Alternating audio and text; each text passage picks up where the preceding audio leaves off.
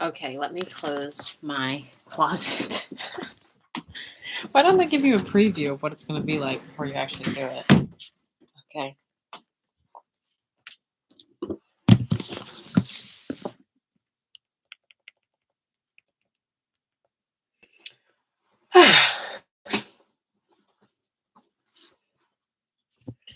Oh, you can share your screen. I didn't realize that.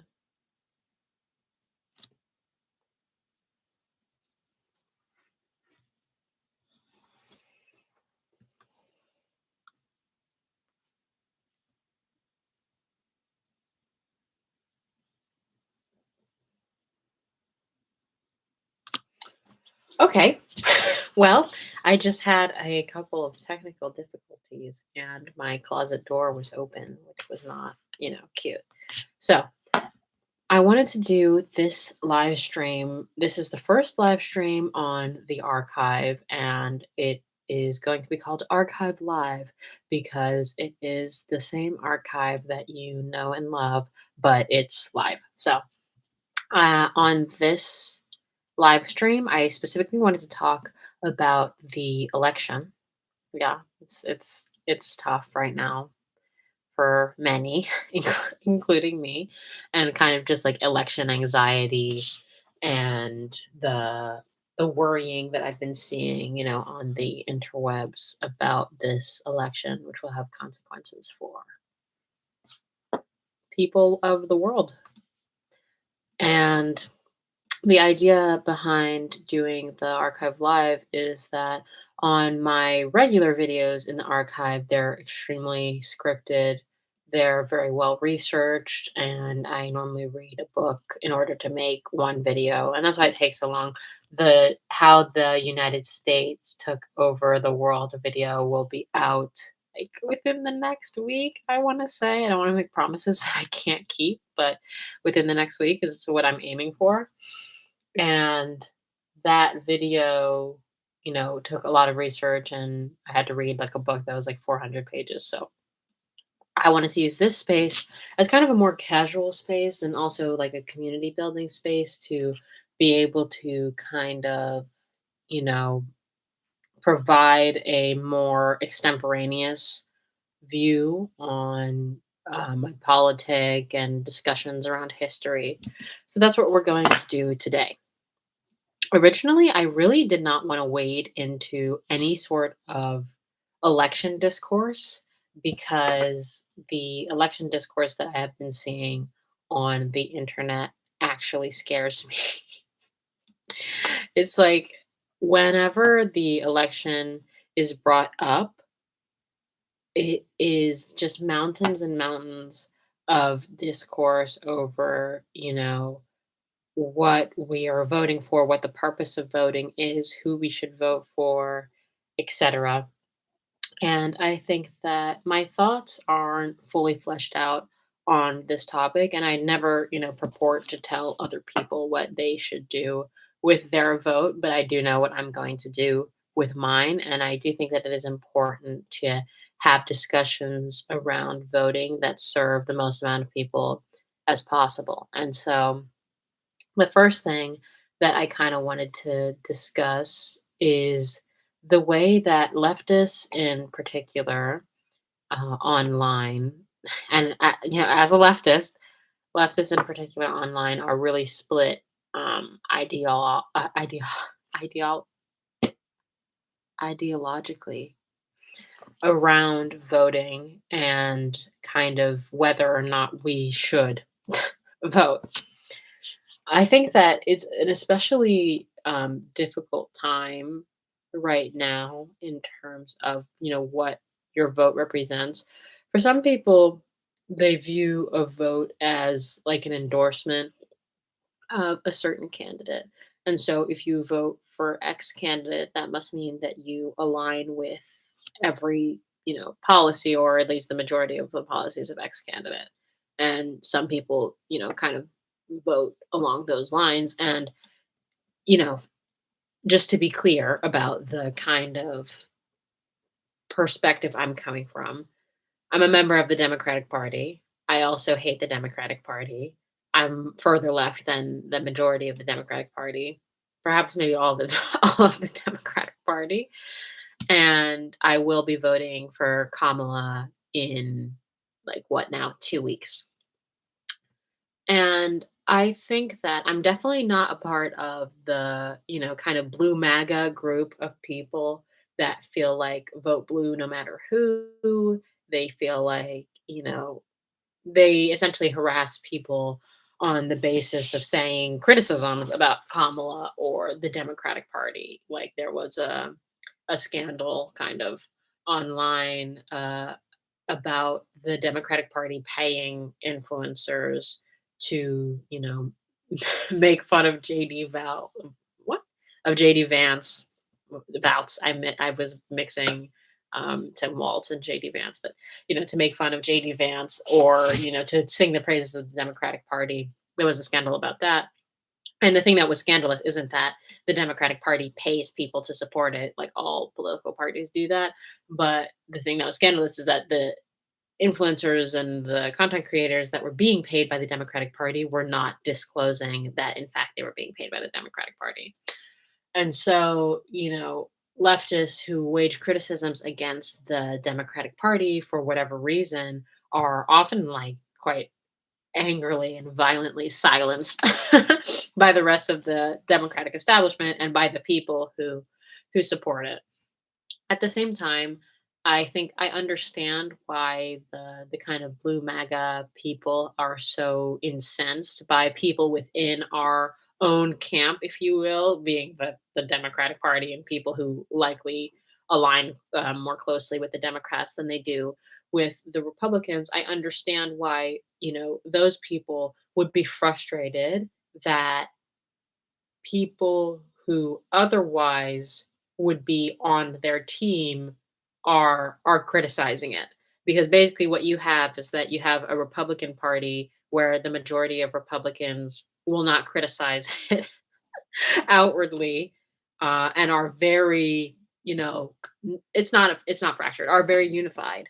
And then you have a very fractured kind of Democratic Party where a lot of the further left members of the party are, very critical of Democratic leadership, and they're very critical of the party and the stances that it takes.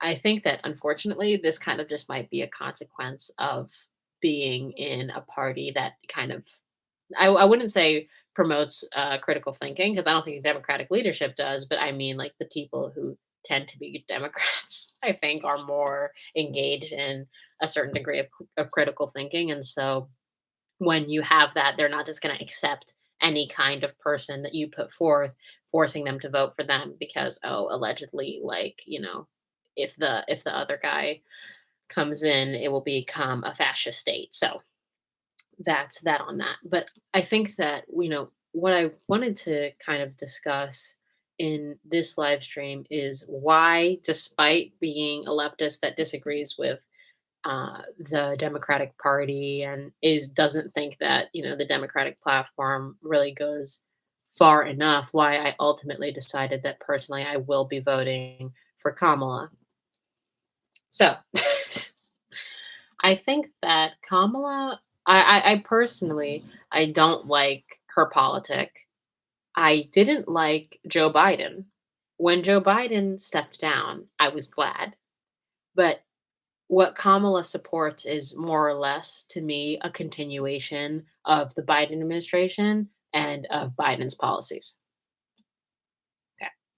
So there really wasn't going to be a way that I was going to drastically change my opinion on Kamala on the basis of what she has already supported within the Biden administration, considering that she is currently the vice president.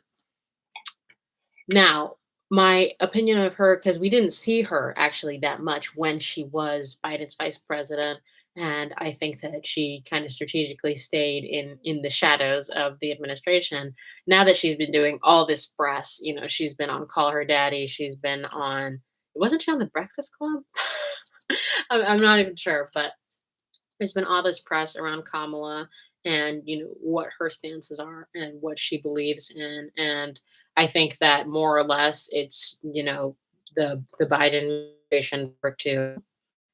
I voted for Joe Biden in 2020, so I think that it makes sense. Like, it's logically consistent that I'm voting for Kamala. But I will say that my biggest issue with Kamala Harris as a political candidate is her support for the war on Gaza and by extension the war on Lebanon. And I actually fear because I the worst case scenario that Donald Trump pulls off the win, I actually fear that, in one of the swing states in Michigan that her support of the war in Gaza could cost her the election. That's something that I do worry about because there are, people that are in the uncommitted movement. I think it was 100,000 people during the primaries who were essentially trying to push Kamala to the left, voting for the person you dislike less, a democratic tradition. Exactly. Basically, that's the way that I think about it, and I try to be kind of practical about it. But people are allowed to think about voting in the way that they see fit. I just think that as it pertains to Kamala's campaign, and the fact that so many Democrats, I mean, Joe Biden was pushed out of being the Democratic nominee. He did not want to step down, clearly, and it just shows for how late he actually ended up stepping down and how quickly Kamala had to kind of rein in the Democratic leadership in order to support her, because otherwise, it would have been shambles. An open convention, would have kind of been chaotic. So I think that, you know, she did a good job. And I think that what was it? I read somewhere that she was able to raise like $1 billion for her campaign or something. And like, all the Zoom calls, the black women for Kamala, the white women for Kamala, they've been able to fundraise, they've been able to, and kudos to her and kudos to her, team. However, I do feel like with her campaign, the war in Gaza is going to be a real kind of like basically what the Vietnam War was to Lyndon B. Johnson, because it's not looking good. The younger Democrats do not support the war on Gaza, and what's interesting is that I feel like not just Kamala Harris and not just other Democrats, but in general, like the media, Kamala, the position on the war in Gaza seems to have shifted ever so slightly. And not to the point where, Kamala is like, I support Hamas, but to the point where now I'm noticing a lot more news articles coming out showing Palestinian perspectives. I'm noticing that, they're not necessarily saying the Hamas run health ministry anymore. Now it's like, oh, the Gaza health ministry. I'm noticing that, people like Ta-Nehisi Coates are being given a platform on major media outlets. And I feel like there's kind of a shift happening in public opinion towards being more sympathetic to the Palestinian cause. And that shift is reflected in Kamala's stance, which is even different than, what Biden's stance was October 7th. Although it's different, it's not great. It's not great. And, when I saw her response, I watched a part of the CNN interview with Dana Bash, her response regarding Israel and how she affirmed, the friendship, the ironclad friendship between America and Israel has the right to defend itself, and this kind of rhetoric. I was just like disappointed but not surprised. Up here in Canada, it's even worse in terms of politicians and media, at least on a federal level. Wait, it's even worse in terms of politicians and media, at least. Is that regarding the Israeli propaganda? I'm not sure what exactly is even worse in Canada. Yeah. Okay. So, uh, I I do think that, she has been pushed further left in some ways. It does seem like she's taking a different stance on the war in Gaza, but it's not necessarily what we want to be seeing. And I definitely understand that there are people who are not willing to vote for Kamala on that basis, especially Palestinian Americans. I think that it's a little bit weird to me that some of the vote blue, no matter who people insist that the the way to protect Palestinians, the way to protect Gaza is to vote in Kamala because it's been under her and Biden's administration that this kind of genocide has been happening. And so it's like if that's, for example, like your single issue, it's not clear that Kamala is like actually, good for on that issue basically. And so I understand, and I wouldn't tell somebody who was Palestinian that they need to vote for Kamala because that's in their interest. It's not clear. I also think that when it comes to the kind of question of, you know, I guess culpability is the situation that's going on in Gaza today. I did struggle with this myself, and I was thinking about, my vote and what it represents and what it's meant to actually do strategically.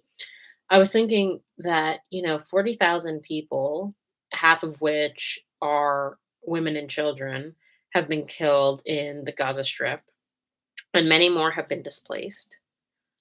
I did ask myself, at what point is it too much to even be able to endorse a candidate who has, in some ways, facilitated that genocide?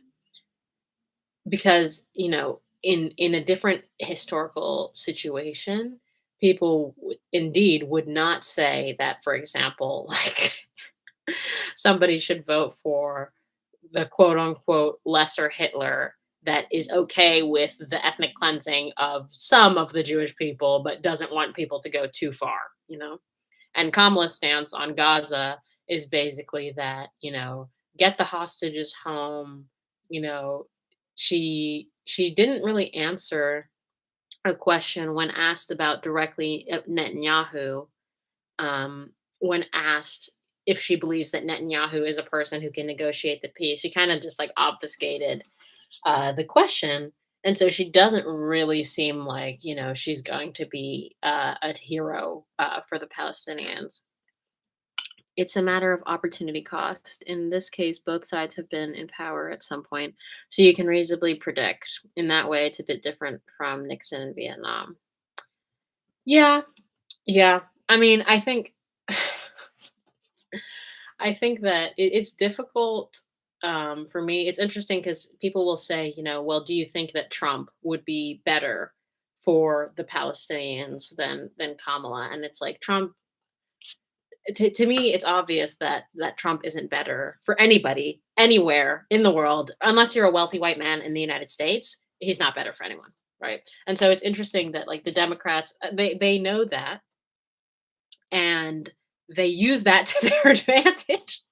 They use the fact that Trump is such a joke to their advantage to basically say, we don't actually need to offer you anything. We don't need to run on a Medicare for all platform. We don't need universal health care. We don't need the Green New Deal. We don't need, they threw off so many things. I mean, that's not anything that Kamala said that she supported, of course, but I just mean like they don't need to incentivize their base to vote for them because they can just be like, but if you don't vote for us, look at what the alternative is. Not making a judgment on the choice to make, just an observation that makes this so unique. Yeah, no, I agree, and I think I think that for me, I try to view voting strategically because it's one thing out of many that we can do to change our political situation. I think that we can vote, but we can also organize in local communities. We can join organizations. We can, do mutual aid. We can because something I notice about the Republicans and the right in general is that they don't use one specific method. That they use all the different tools that are at their disposal to change, to make change in the government and in the country. It's like even now, with the book bannings and the kind of like at the local level, the Republicans are so active in ensuring that whatever policy they support will be spread throughout the neighborhood, throughout the country. And so I kind of sometimes I feel like, as Democrats, a lot of people. I mean, I don't really identify as a Democrat, but I am a member of the Democratic Party. A lot of people seem to think that we have to align 100% with the candidate that we support. And it's like the Republicans, the old white people, the old white racist people, not all Republicans. There are some racist Africans, some Africans that I know even that are a part of the Republican Party. Activism and community organizing is definitely more democratic than voting. I've seen so much more change in that route.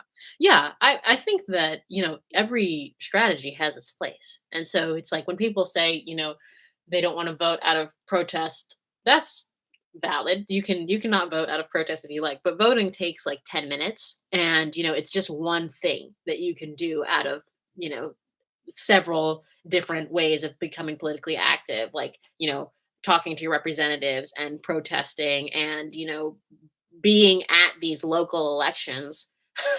Reasonable Republicans, yeah, girl.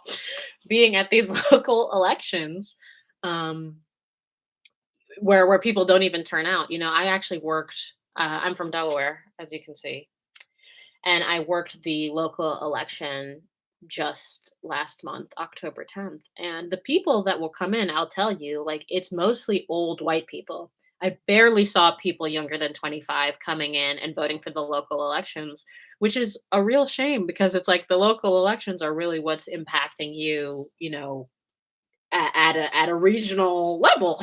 And so it's like we also need to you leverage those kind of tools at our disposal if we're trying to make change, because those white Republicans, they vote. Okay, the old people, they vote, they mail in, they do whatever they need to do, they make a voting plan. Let me put vote.org, by the way. I'm going to put vote.org in the description. I think I want to say that the deadline to register to vote has passed, but if you need to make a voting plan, if you need to find your polling place, vote.org. Yeah. So I was saying that the way that I think about voting and the strategy of it is really that I hope to have a Kamala win so that we can work towards pushing Kamala in the direction that we want to push her. And so for me, in the direction of the left, because we're not pushing Donald Trump anywhere. We're not pushing Donald Trump towards any direction. There's no likelihood that we can, rally Donald Trump into changing on any particular issue. And something else that I think is interesting that the Republicans have been able to do is that essentially because Roe v. Wade has been repealed, now it feels like a lot of Democrats and Kamala especially are running on Roe v. Wade being reinstated. Which is crazy because it's like this is really the when she says we're not going back, it's funny though because it's like so we already had Roe v. Wade. Roe v. Wade got taken away, got struck down by the Supreme Court, and now it's like we're fighting the same fight that was already decided before. And so, obviously it's a right fight to fight, but I just feel like it's interesting, like now that she can fight on the basis of Roe v. Wade, I wonder what she would have really centered her platform on if Roe v. Wade hadn't been repealed. I will also say my Canadian vote will make the difference. Yes. Well, listen, Canadians are also going to be impacted by this election. I mean, honestly, people all over the world. So it's everyone is concerned. 80-year-olds are famously flexible. Yeah, like they're not changing. So we have to do our part. I will say also about the Supreme Court. One of the reasons I kind of struggle to 100% agree when people say that is no difference between the two parties is the Supreme Court. And there's no difference between having Trump and or Kamala. Because Trump has been able to pack the Supreme Court, right?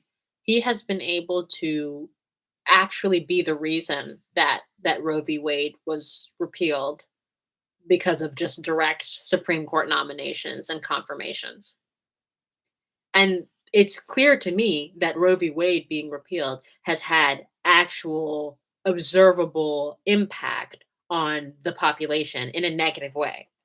I just saw that story, the woman from, I want to say, yeah, Georgia, who died, who, after trying to have an at-home abortion or taking a at-home abortion pill, and after having been refused care at a hospital.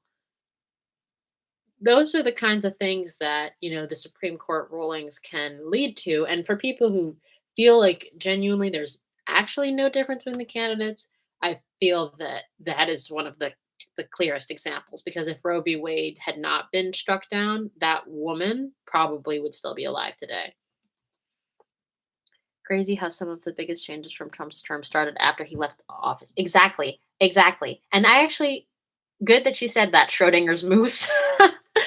Some of the biggest changes from Trump's term started after he left office. It's crazy to me how some Republicans say, for example, that the economy was amazing under Donald Trump, that, all these things are, or vice versa. They will, Democrats will say, that are criticizing Joe Biden, they'll say that, oh, well, Roe v. Wade was repealed under Joe Biden. It's interesting to me because I think it shows a misunderstanding of government and how government works. The economic policies that are being put by one particular presidential candidate do not show immediately as soon as that they are instated. And so whether or not the economy was better under Trump, it's not the Trump policies that led to the economic prosperity, if you will, right? And that's the same thing with Joe Biden. People will say, "Oh, well, Roe v. Wade was repealed under Joe Biden." This is a democracy, so we have the Supreme Court over here. These are two different branches of government. There's the federal government, there's the judiciary. So the Supreme Court is struck down Roe v. Wade, and the president doesn't have the power to supersede the Supreme Court. So when people make those kinds of claims, like, "Oh, well, Roe v. Wade was repealed under Joe Biden," it's like, we need to look at the timeline here. And what are the events that actually led to this happening? Seems like a purposeful misunderstanding by many. No, sometimes, because it's like, it's very much correlation does not equal causation. Just because something is happening during somebody's presidency does not mean that it was actually because of them and their platform and their, whatever, that it happened. And I hate to defend Joe Biden, because I don't like Joe Biden, but I'm just saying, when I hear people say, "Oh, well, fascism is on the rise under Joe Biden, and kids are being thrown in cages at the border under Joe Biden." It's like, it's true. That's true that that is happening under the Biden administration. However, it's not like, you know, everything that happens that the Biden administration decides takes into effect immediately, and the next day you'll have the Joe Biden's economy or whatever. The other thing about the Donald Trump economy claims is that, Donald Trump was in office during COVID. So remember when gas prices were like $4? I'm not sure if people forgot or what exactly.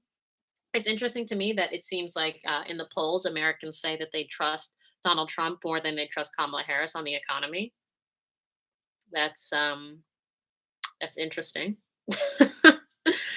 But I also will say, something that I found frustrating about Kamala being the Democratic nominee is that there's been all kinds of, identity politicking, ridiculous, just ridiculous identity politicking in her defense, by people of color and white people alike. And I just think that it's so ridiculous, because it's like, she clearly didn't choose to go down the same route that Hillary Clinton chose to go down, in terms of like emphasizing a lot the identity aspects of, I'm a woman, I'm a woman, I'm with her, maybe it's because Hillary wasn't necessarily successful with that route.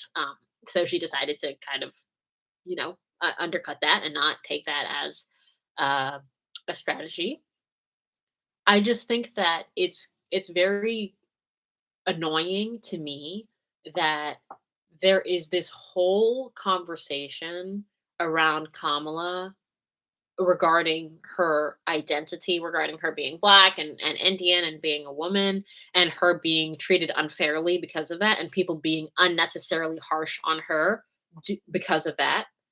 And I think that it's weird to me because it very much gives that comic, there's some Middle Eastern people, and then on the bombs, there's like the gay pride flag, and the Middle Eastern people are saying, like, oh, they finally elected a woman.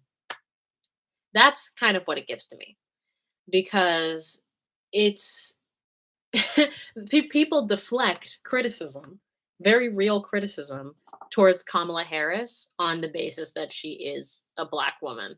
And it's unfortunate, but it's just the reality of the situation.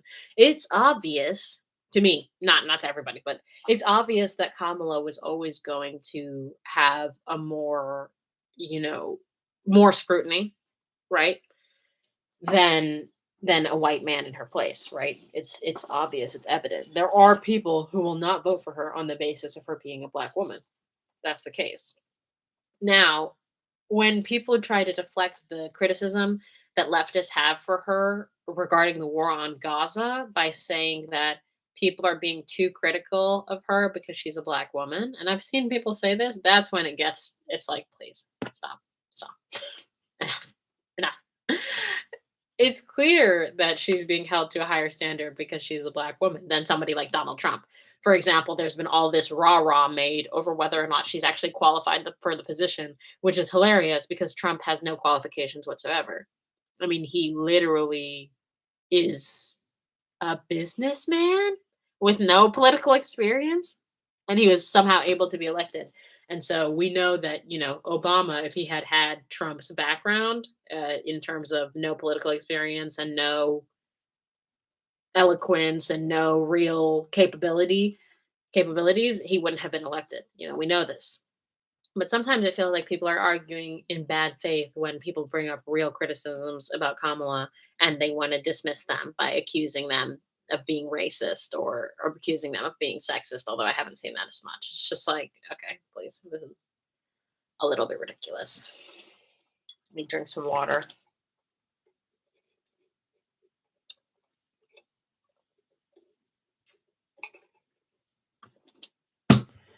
So honestly, overall, I am concerned about the 2024 election.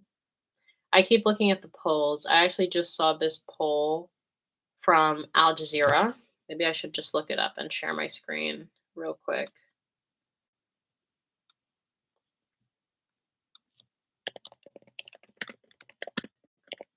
From Al Jazeera. Yeah, 2 days ago. And I saw the polling is not looking great. But at the same time, in the article itself, it does say that the polls are not indicative of the actual results of the election. Here we go. Let me share my screen here.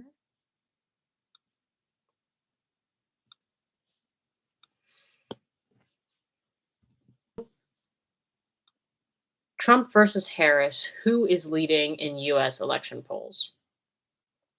Al Jazeera tracks the latest polls with less than a month to go before US voters choose a new president on November 5th. Allow the cookies. Okay. The US election campaign president. Early voting is already taking place in a number of states, including in battlegrounds such as North Carolina and Georgia.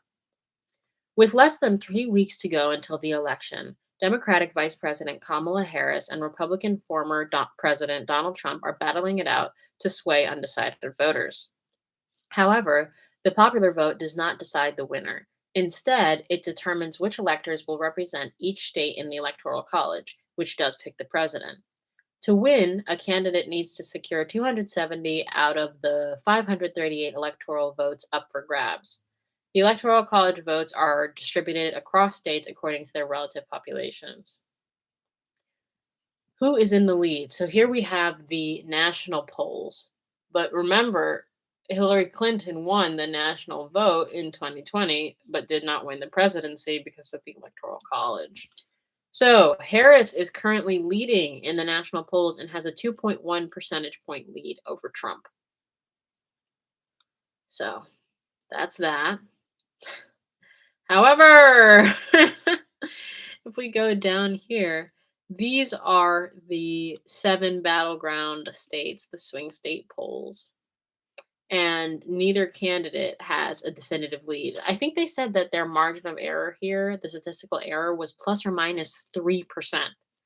So really, they have no idea who's going to win in these states. And like I said, in Michigan, with its large Arab American population and being home of the uncommitted movement, it's a little bit concerning there.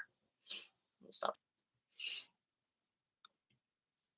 okay, so that's just what I wanted to show because that's what I was reading earlier today, and that made me feel concerned, definitely concerned. And the day of the election, I am working the polls, so I am going to be just so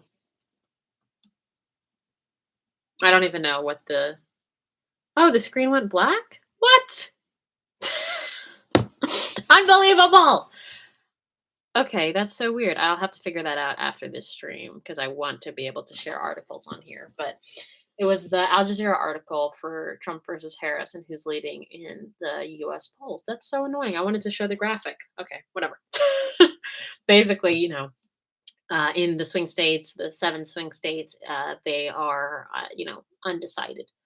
And it just made me think, on the actual day on November 5th, I am going to be so stressed because that's when we'll really be able to see whether or not we'll have a democracy in 4 years. So that should definitely be interesting. I also saw the interview, or rather, I saw the debate that JD Vance did versus Tim Walz. And just to spare a couple of words for the vice presidential candidates, I think that it's interesting that when JD Vance speaks to the general American population, he's so much less radical than he normally is. And the things that he says, whatever. So he'll say, for example, when he's not on a national stage, that he supports that there should be some type of punishment for abortion, that there should be like these registries where we put women who travel outside of state lines to get an abortion. But then when he was asked about abortion on the debate stage, he said something to the effect of, oh, we should let the states decide. We should let the states decide. And it's like, when you say it like that, it sounds like, oh, yeah, why not? Let the states decide.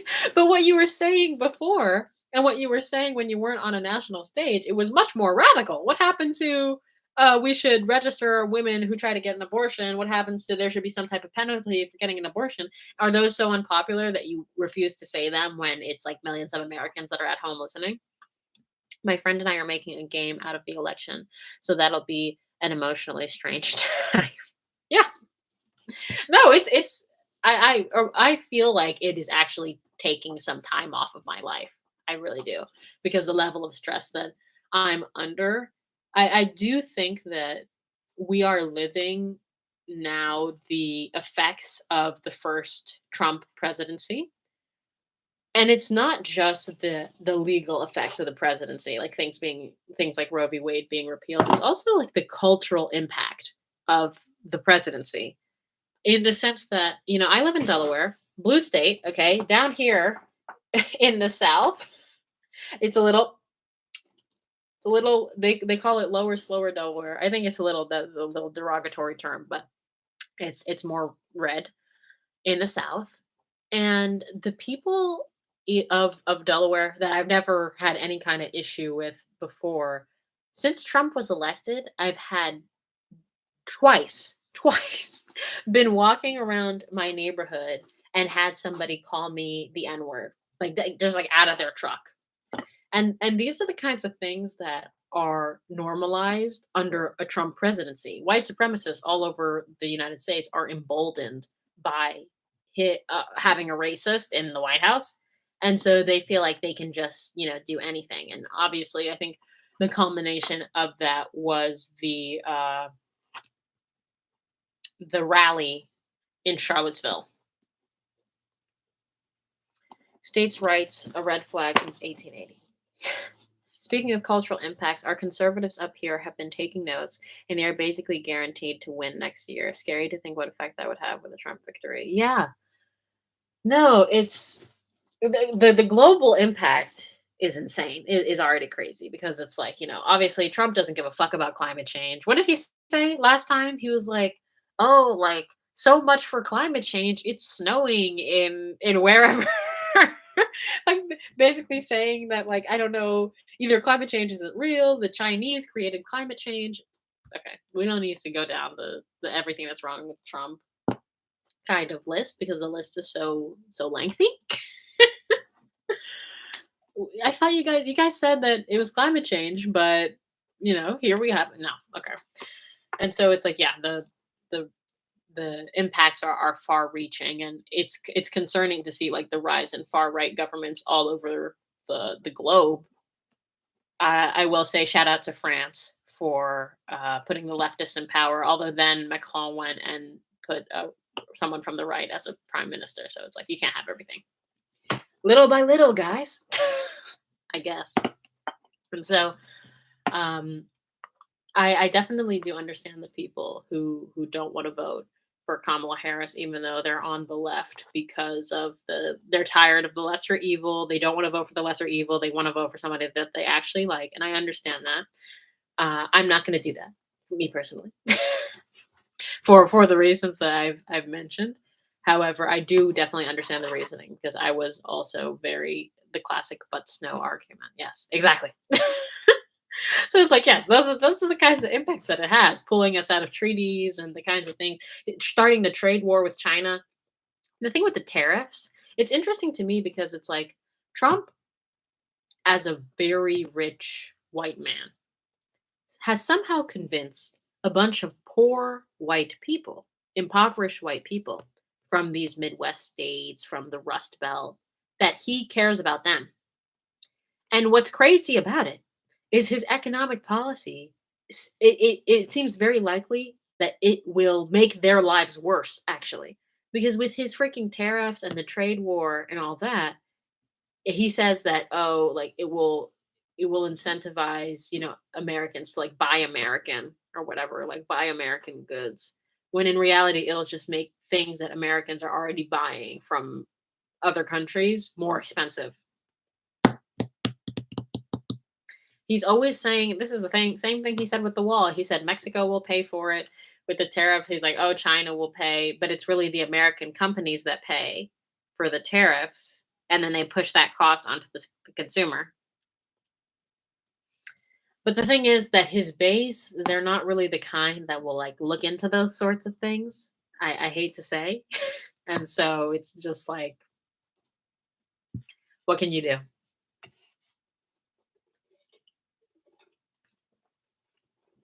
Hmm. I also did want to say, how long ago did he stop saying drain the swamp? Listen, I also did want to say that I think that it is so disgusting that Elon Musk has come out in full force supporting Donald Trump. The first question I have for Elon Musk is isn't Elon Musk South African, born in South Africa? No, we need to verify.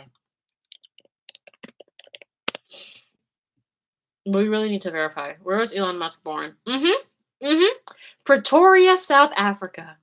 Pretoria, South Africa. So the man who was born in Pretoria, South Africa, who immigrated to the United States, is now supporting Donald Trump. I'm sorry, Elon, aren't you an immigrant? According to Donald Trump, you're not even a real American. So I'm confused how these two teamed up together. It's very confusing to me. Yeah, but he was on a certain side of the apartheid. Yeah. Okay. Listen, and that's the thing. Elon, I need to, do more research on Elon and his childhood and growing up. But remember reading somewhere that his father owned a diamond mine. So two extraordinarily wealthy people come together, right, to make other extraordinarily wealthy people rich. Oh, it was an emerald mine. Okay. My bad. Yeah. It was an emerald mine. This is like supervillain type shit, honestly. Oh my goodness. His dad is also very gross. Really? I need to do more research into it. But I just think that it's crazy that he's able to build a platform with these impoverished white people from the Midwest and whatever, because it's like, what kind of person would the people that go to these Trump rallies, do they not see Elon Musk there? Like, if that is the mascot for your campaign, does it seem like he is going to take care of the regular guy, the little guy like you? Is Elon Musk the little guy? He was never the little guy. He is a billionaire. And I genuinely believe that Elon has kind of taken the J.K. Rowling like school of bigotry and like being obsessed with trans people, obsessed with, this like, oh, they're transitioning the children, they're transitioning forcibly. His dad married his stepdaughter? What? No, that now there's lore. There's lore that I don't know. Okay. But with Elon, yeah, he went to the J.K. Rowling School of Bigotry where he's just like so obsessed with trans people right now. And I wonder whether or not these are his political views. Because if I was Elon Musk, I mean, obviously it makes sense on a logical standpoint to support Donald Trump because he's going to give you tax cuts.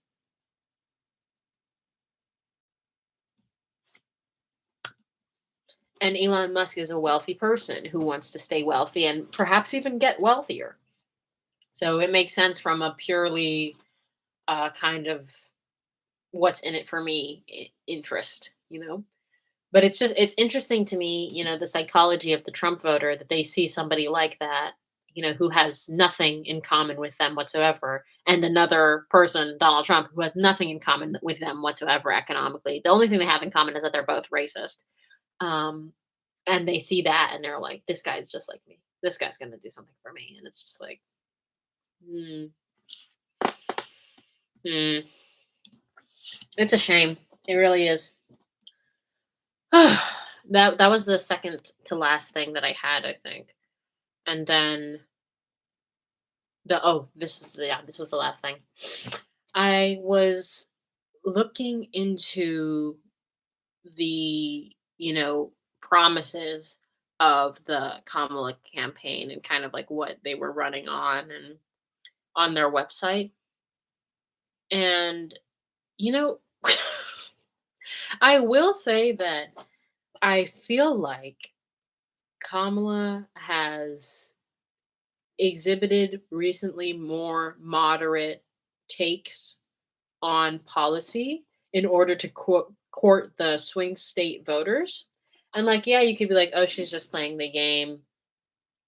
Uh, it's difficult. It's definitely difficult. For example, she keeps telling us that she has a gun.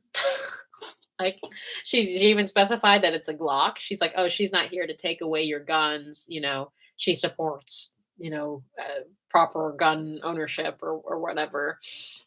And that's not all either. What was the other thing that she said that I thought to myself, like, why did she say that? Oh, on immigration as well. Like, she's like, the bill that keeps coming up about immigration, and it came up during JD Vance's and Tim Waltz during their discussion. And J JD Vance was basically saying that, oh, Kamala Harris's open border. Oh my God, these people. But Kamala Harris's open border has just been letting all of these immigrants pour in, and they're not here legally, and da da da da da. Then after that, he went on to talk about the Haitian immigrants in Springfield who actually are there legally. And that's why he had that back and forth with the moderators, because they quite literally are there legally.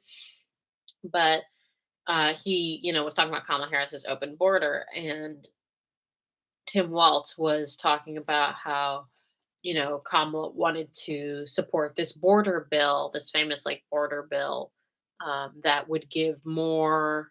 like border police at the border and like all of these different things, right? And I thought to myself, like, it's interesting to me that like I feel like the Democrats, they push this, or they have in the past pushed this we're a nation of immigrants idea, America is a melting pot idea, et cetera, et cetera. But it feels like they've gotten further right on the question of immigration. Maybe because that's something that I saw. I think CNN did a poll that said that immigration was one of Americans' most like concerning, like it was like immigration, the economy was one of their top issues basically. And so maybe because of that they've had to shift their stance while popular sentiment shifts like further to the right. But it does feel like they're not even insulting each other on the basis of putting kids in cages anymore. Now it's just like, oh, we're tougher on immigration. No, we're tougher on immigration. Which is like, okay, that's strange.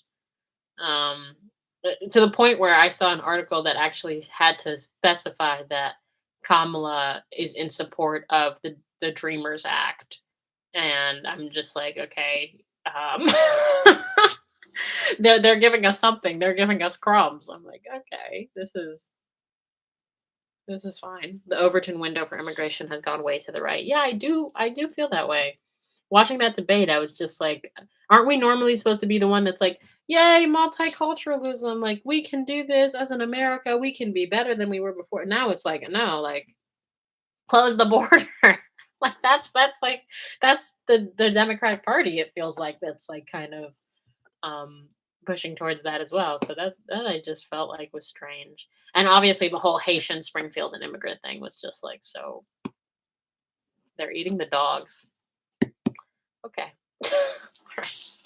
That's the thing, like, everyone needs to be able to have the kind of confidence that Trump has, or maybe that would make for a terrible society because he can just say things that he knows are not true, but people will believe them anyway.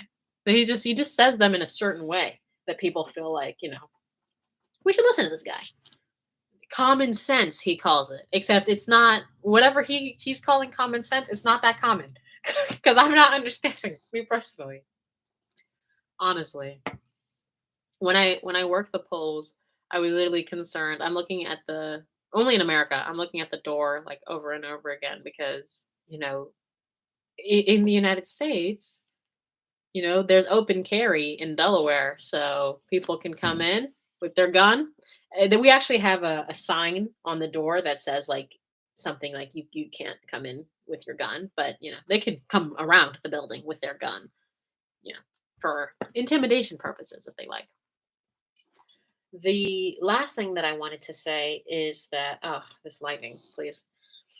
The last thing that I wanted to say, I'm so tired. My mouth is so dry. Hold on.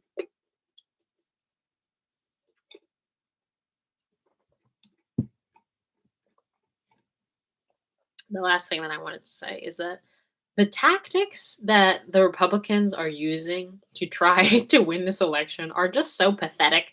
Like I recently saw in Georgia, they're trying to pass the local committee, which is like super partisan, super Republican, is trying to pass like some type of law that makes it so they count votes differently.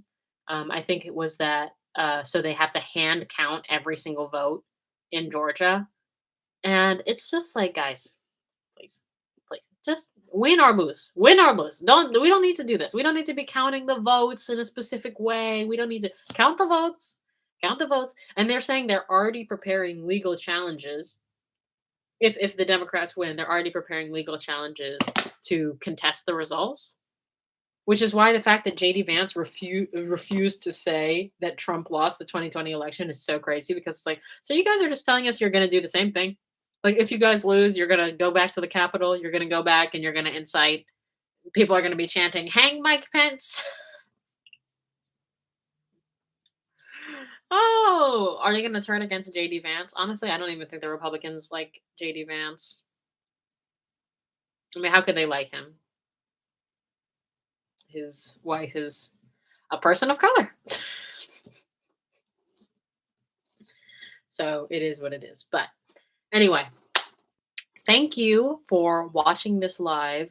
In like, I think 48 hours, this live is going behind the paywall. So it'll be up on this channel for 48 hours and then it'll go behind the paywall. I wanted to do it like that because I hate the discourse that goes on the internet, and I'm trying to have like a more controlled environment because the things that people have said to me on the basis of this kind of politic have been actually insane. So hopefully that will work. I'm going to try to do a live stream, 1 hour live stream every Saturday at 5 p.m. and the topics will vary. I'll ask in the community tab, and you can look at the community tab if you're interested in knowing when that's going to be. So Saturdays at 5 p.m. I'm sorry to hear that. Smart to limit the audience in that case. Yeah. The internet is the wild, wild west.